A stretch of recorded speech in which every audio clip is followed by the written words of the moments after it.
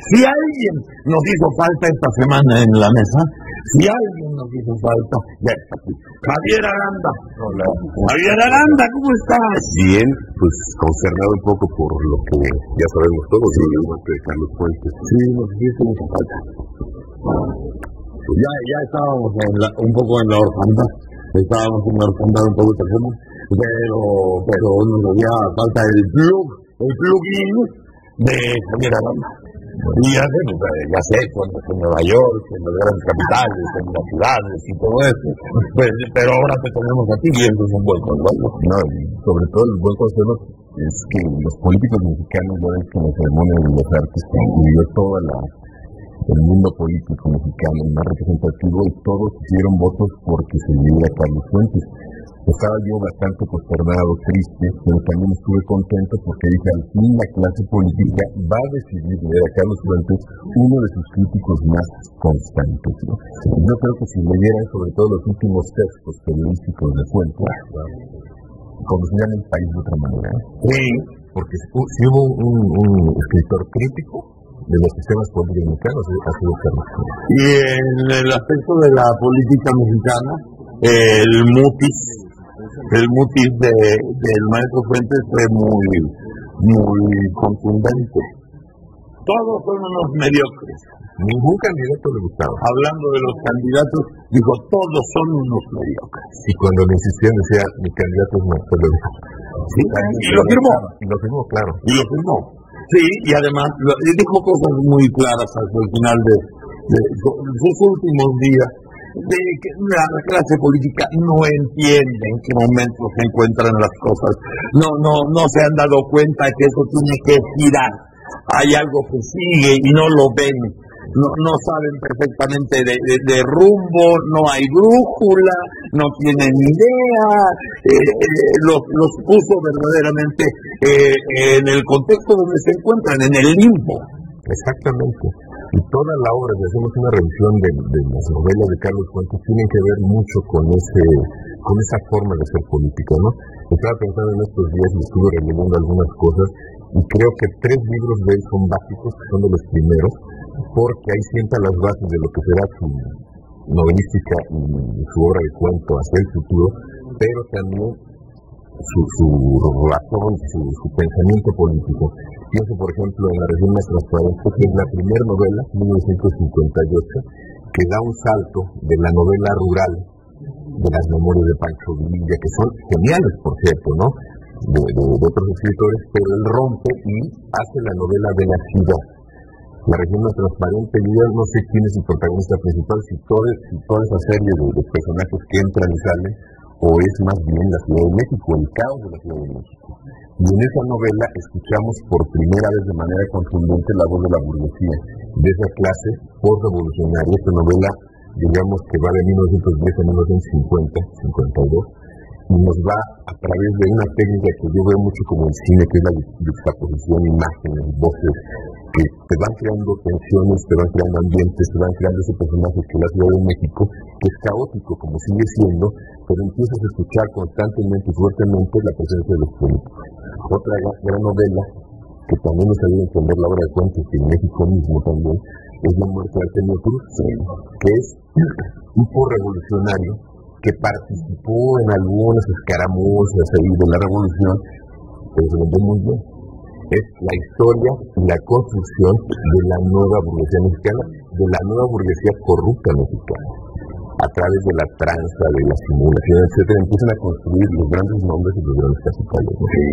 Entonces, sin esas 2 novelas y otra más, yo diría Las buenas conciencias, que nos habla de ese no reconocerse moderno, de tener muchos prejuicios, de la moral quiere permearse hasta la vida más íntima de uno y revelarse, y finalmente el aceptar toda esa rémora de la que uno vino, pues es otra novela que también nos ayuda a entender este gran mosaico. Yo creo que estas 3 novelas nos funcionan como un gran mural de México de la primera mitad del siglo XX, y nos presentan también lo que es la apuesta y la propuesta de Carlos Fuentes, ¿no?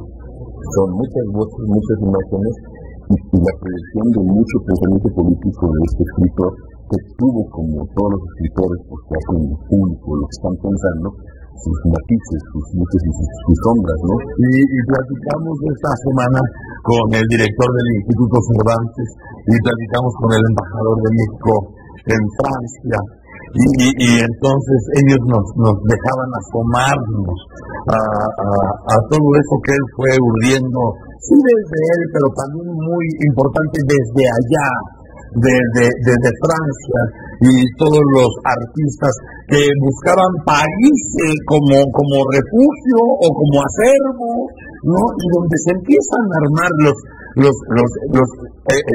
grupos importantísimos. El maestro Fuentes no era de grupos, como que no era de yo pertenezco a este grupo o a otro grupo, pero sin duda echa a andar uno de los grupos más importantes de la letra latinoamericana. Bueno, él fue muy cercano a Octavio Paz. Los dos tuvieron la posibilidad de hacer una revista. Necesitaban darle un foro, ellos querían tener un foro para la reflexión crítica de altura, y pensaron incluso en un nombre. La revista se llamaría Libre. La discutieron mucho, pero en el transcurso de los días, de los años, Fuentes siguió trabajando en ese proyecto, ya no cerca de Paz, porque estaban muy lejos geográficamente, y las cartas no siempre eran tan rápidas como ahora con la web. Y finalmente empezó a salir ese proyecto. Entre Carlos Fuentes estaba García Márquez, estaba Julio Cortázar, y Octavio Paz ya empezaba a tener diferencias con algunos de ellos, sobre todo con García Márquez, ¿no? Entonces Paz ya se deslinda de ahí, pero se mantiene una relación interesante. Fuentes publica en el primer número de Plural, aparece una mesa de discusión y está Carlos Fuentes, Gustavo Sáenz, y está el Paz hablando de la novela y de cómo se arraiga en la imaginación, porque yo creo que es importante detenerme aquí un poquito, porque la imaginación es base fundamental para la vida diaria. Les parece una cosa loca, una cosa aparte, el mundo de la fantasía de los sueños, pero no es cierto. Fuentes se preguntaba, ¿ustedes imaginan un mundo sin Cervantes? ¿Ustedes imaginan un mundo sin Hamlet? Por supuesto que no. Yo no me puedo imaginar un México sin estas tres novelas de las que le hablo, y quizá de Aura, ¿no? Otra gran novela donde está y de pronto al mismo tiempo él decía que pareciera que el compromiso de escribir, o la tarea, la vocación de escribir, era un poco como un acto contra natura, ¿no?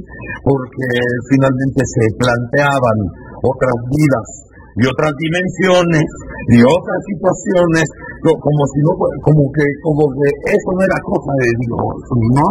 O sea, si Dios ya había establecido todo como es y la gente como es, ¿por qué ibas a enmendarle la plana escribiendo y convenciendo a los demás de todo lo que se puede tener en un atatema y cómo se puede ir compartiendo? Me dice Cristóbal Nonato, creo que tenemos mucho de reflejo de lo que somos todos, un poco de suerte, un poco de qué va a pasar con los mexicanos en esta idea, apostando a que nazca en el primer minuto de un 12 de octubre del año quinto centenario, y ahí está reflejado lo que somos, ¿no? Somos un poco un juego, un albur, que también se estudia mucho desde aquel tiempo mexicano que editó Joaquín Mortiz en una edición espléndida de trabajos o de ensayos de Fuentes en los años 70, 60, ¿no?